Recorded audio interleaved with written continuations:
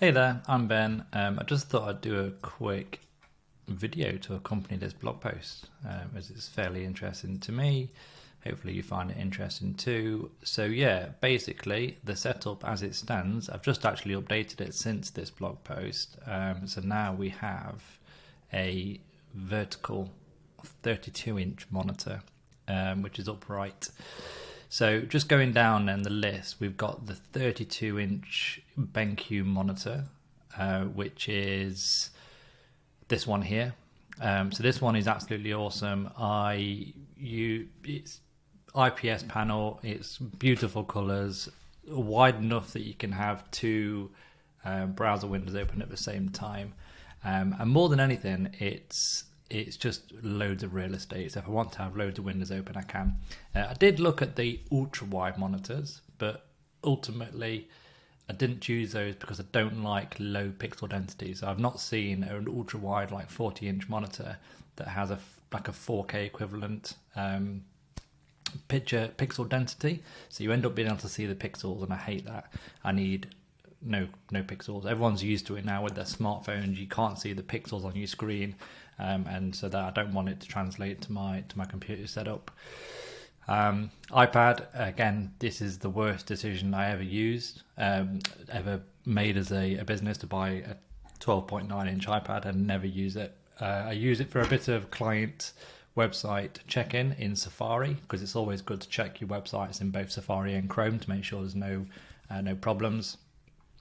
So yeah, it wasn't a good purchase. However, I do use it, and as you say, there is a view of it being here. It had the Man U game on the other night, so that was just sat there on the left hand side watching the football. So granted, it's not for work use, but it's still a useful little thing. You can use it as a second monitor as well, which I was doing for a while. However, it's not really very good at it, that, because it's too inconsistent with Mac. I don't know if it's my Mac. I've got a pretty good one, a pretty newish one, but it keeps breaking a connection and sometimes doesn't find it in the monitor preferences. So that's annoying.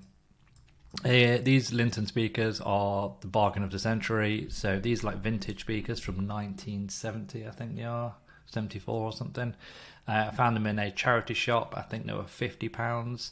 And then the amp that goes with them is this Sony amp, again vintage, and that was around £50. I think I did a deal for like £80 for both or something. So it was just crazy money.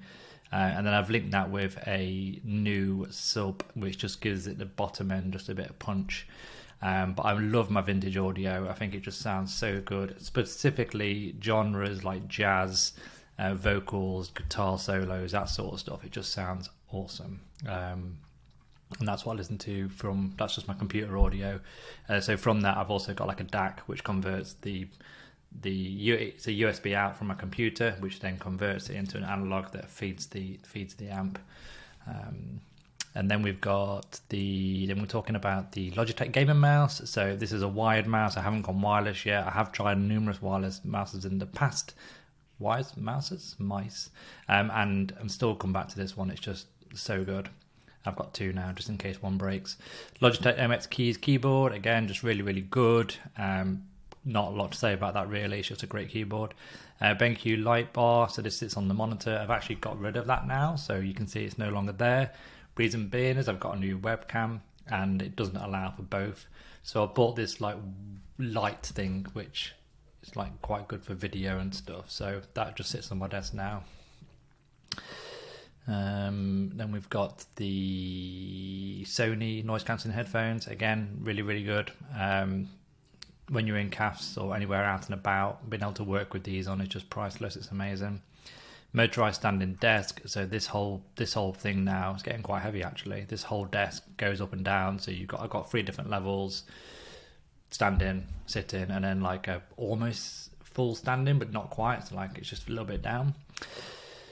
Yeah, that's it pretty much. That's my current setup. I'm going to just update it with a few additions that I've got recently, but that is pretty much it. So yeah, any questions, let me know. Love always talking about geeky stuff. So yeah, reach out to me if you have any questions.